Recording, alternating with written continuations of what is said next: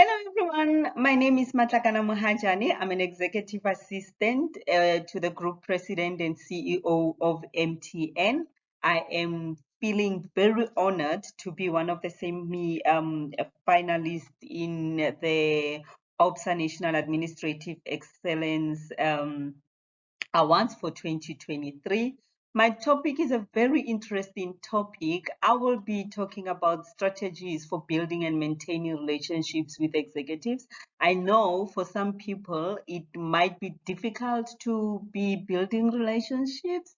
A person like me, who I perceive as an introvert, it took me time to be able to understand the culture, especially if you from a company that you have spent more than 10 years with, and then suddenly you're building relationships to build a new family. It's like being married to your job. It's like you are married to this person, and then you find that after everything and all the cultural processes has gone through, you realize that actually it's not only him that you are married to, you're actually married to external families. So it's a very interesting topic for me that I think I was awarded to, and I hope we all get to understand what it means to everyone individually with the prospects. So what I will be presenting, I'll be presenting so many things that I feel, only actually 5 to 6 points that I feel are more important to me as an individual in building relationships and maintaining with our executives. So I hope you all enjoy the presentation, and yeah, we all have to learn on it. My first slide will be on I name it me first. So here we go.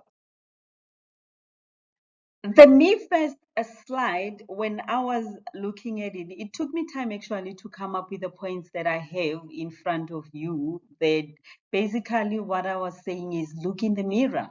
Me first is what you see in the mirror. WYSIWYG is exactly what you get. So as an EA, you tend to be able to wear different masks. Some of them, they bring out the best in you. Some of them, they bring the bad in you. Some of them, they um, contribute a lot on what the next person thinks about you. So I'm one of the person who wants to always be the best to know what you want in life in general, and try to avoid having expectations and be positive in everything that you do, and your values are always important. So that is one thing that I never want to let down on. And then I always look at for the best results. So basically when you go to a new company, you look at the culture of the company. I'll always refer to the culture of the company, and then I go to my box, and you get into that box and you look at yourself. You have so many questions. Do you fit in? Will your exco members be able to like you? Do you want to build strong relationships where you can always go to and feel free to ask difficult questions so that you can perform better in your job?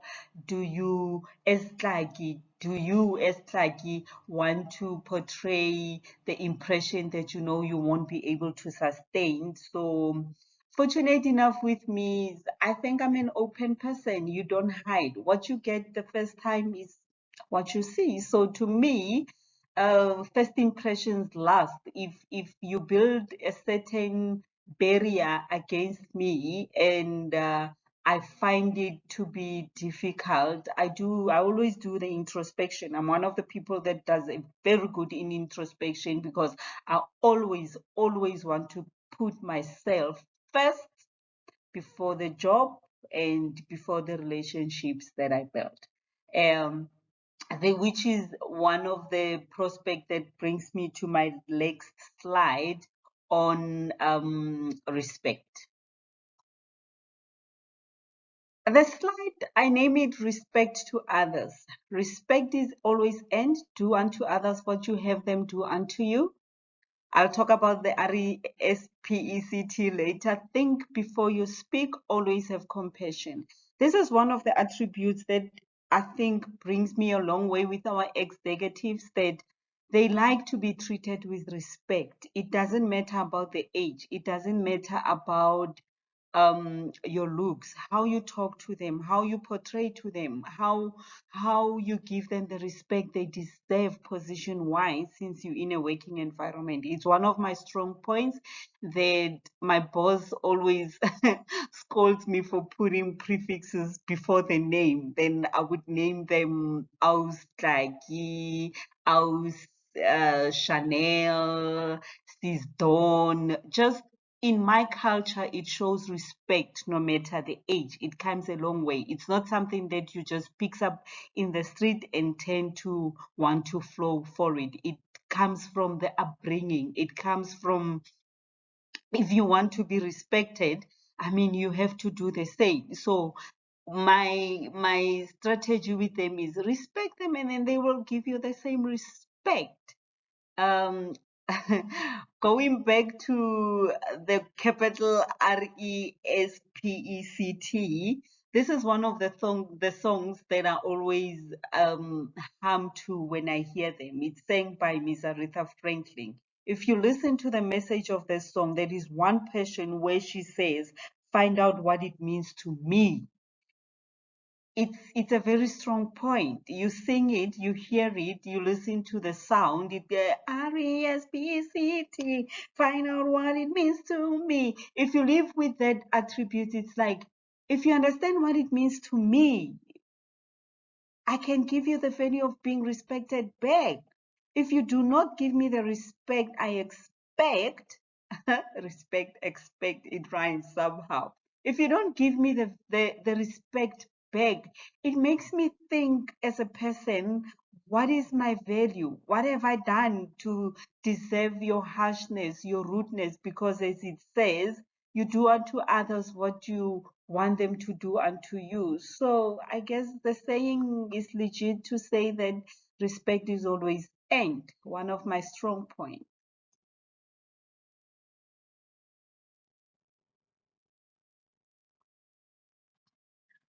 In every relationship that you build, communication is number one. Communication is key. Communication and honesty, actually, the reason why I paired the two together is because of they bring a lot in a person's personality in order to be able to build relationships. You need to be able to communicate your style of communication to your executives. Do they understand what they're saying? Do they understand your body posture?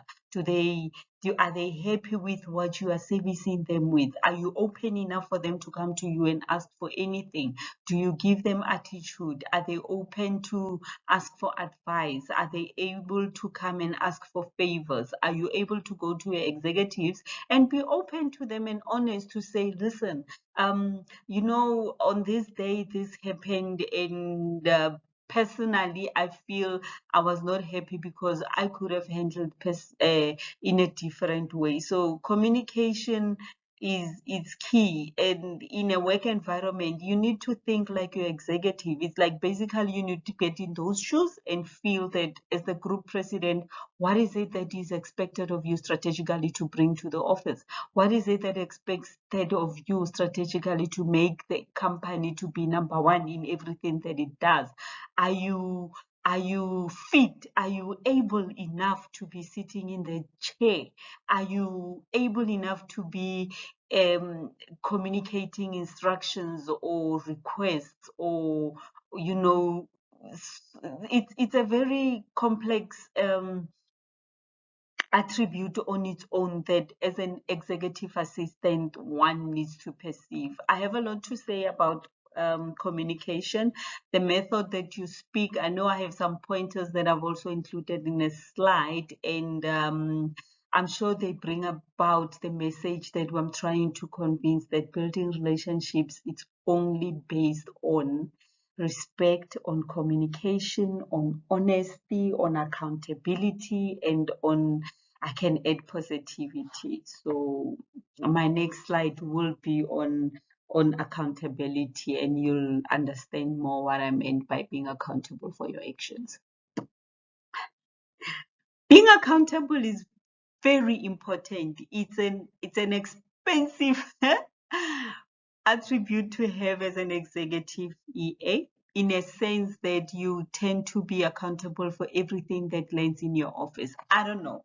Maybe I'm saying it in a sense and on a point of the chair that I'm sitting at. Maybe I'm saying it in a sense that if you go to work and you work with executives, everything that lands into on your desk, whether it's for review, whether it's an opinion, whether it's on your WhatsApp, whether it's on your email, whether it's for signature, automatically you ownership it, in a sense that you become accountable for anything that goes wrong in that. If your boss is to put a signature in the wrong place, you are accountable. If your boss needs to understand what the memo is about, he's expecting answers from you, not wait, let me go ask the responsible person. If anything goes wrong, you are accountable for that, because he sees you as somebody that's to be proactive, somebody that needs to have answers for everything, somebody that needs to know what is happening around the office. So to me, this is one attribute that actually needs to be unpacked on its own. It actually needs to be put in a corner in its own basket, because it's got so much that it needs to do, and that it needs to bring out to us people. And on that note, and as my last slide, I hope I managed to make an impact and contributed to our lives for everybody, including myself as an executive assistant. This was not an easy task to make, and it was not an easy subject to talk about, because there's a vast ideas on what you need to do in building relationships and to your executives. But I thank you for the opportunity, and really, really, really hope you learn a lot from what I've just said. Thank you so much.